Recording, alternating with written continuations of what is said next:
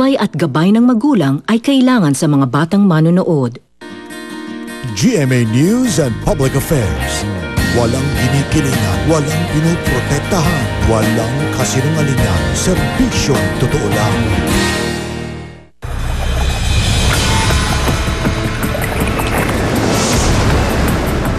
Ayun, oh. Ilang tao sa mundo lang ba ang makakapagsabing nakaharap nila ang dalawang higante? Woo! May flock! Oh my goodness, ang laki. Ngayong buwan ng Mayo, dadalhin namin kayo sa mundo ng mga dambuhala. Sa isang pambihirang pagkakataon,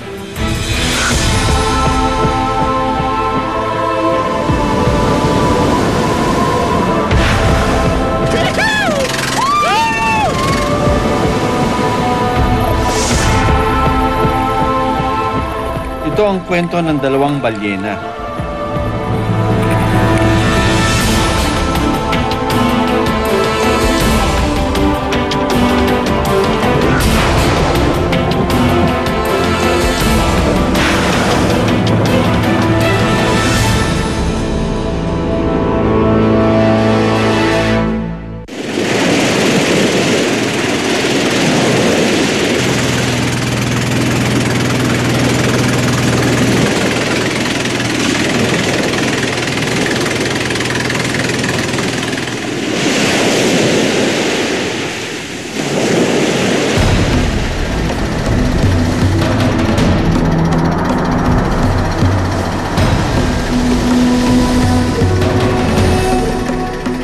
Halos 2 linggo na kaming nagdodokumento sa teritoryo ng mga higante.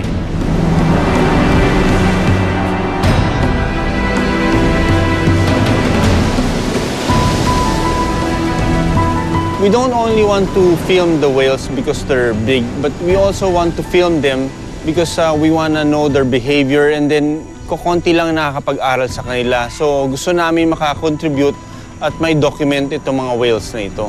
Yan, oh.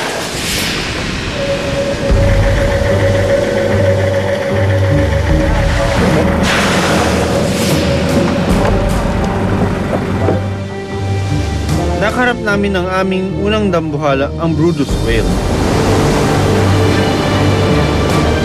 Wow, what a beauty! Sa loob ng 2 linggo, halos araw-araw namin nakita ang Brodus whale.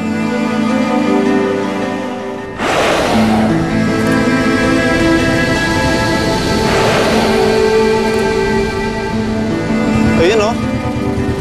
Wow! Nakunan din siya sa ilalim ng tubig.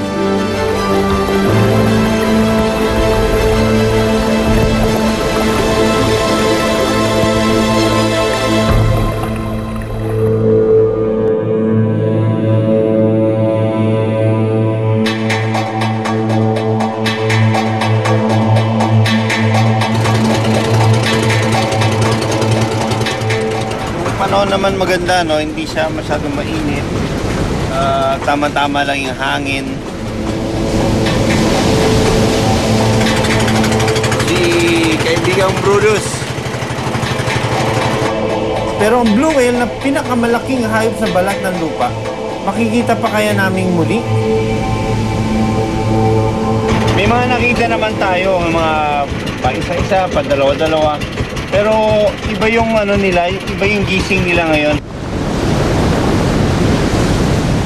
Palapit pa lang kami, nawawala na sila, nagda-dive na sila. So parang yung energy level namin noon, parang nagiging ganun na rin.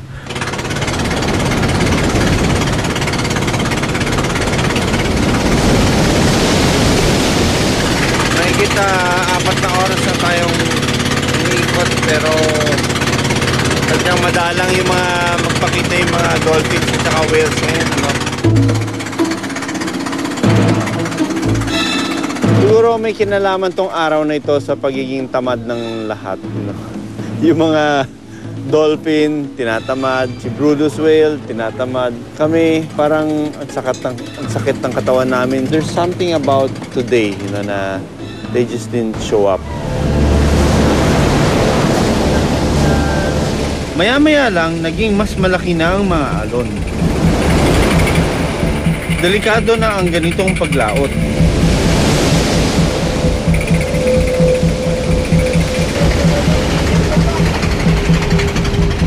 Ano natin yung dagat?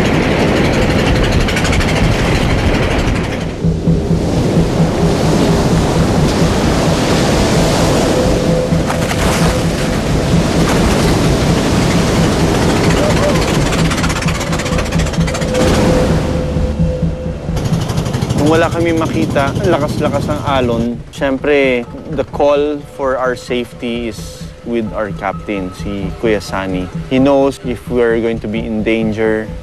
He knows na whether sasalubungin niya ba yung waves or not. Yung ating captain, si Kuya Sani, nag-decision muna siya na bumalik na malapit sa isla dahil nakita naman niyo yung alon, sobrang lakas. Habang nagpapahinga, nakakita kami ng isang blow o hinga ng balyena.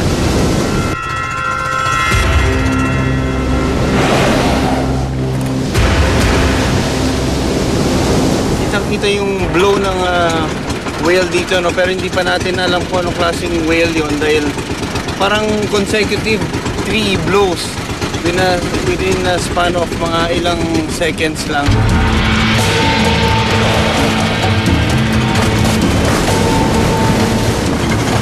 Ang alon, parang mas madalas siyang huminga. Siguro dahil nag-e-effort siya para kumontra dun sa alon.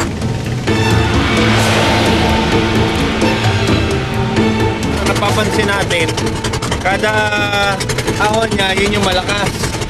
Pero meron siyang interval na ilang segundo lang.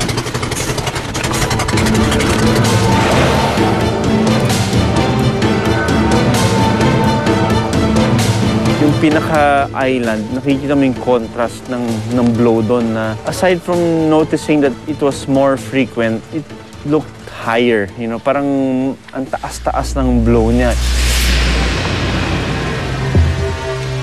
Nang biglang, fluke! Fluke? Oh my God! Ang laki! May fluke! Woo! Fluke! Iba! May fluke! Fluke? Wow, nakita ko iba yung ano. Normally kasi yung Bluedus, hindi niya inaangat yung fluke niya. Pero ito, nagpakita siya ng fluke. Ito na kaya yung pinakamalaking hayop sa balat ng lupa.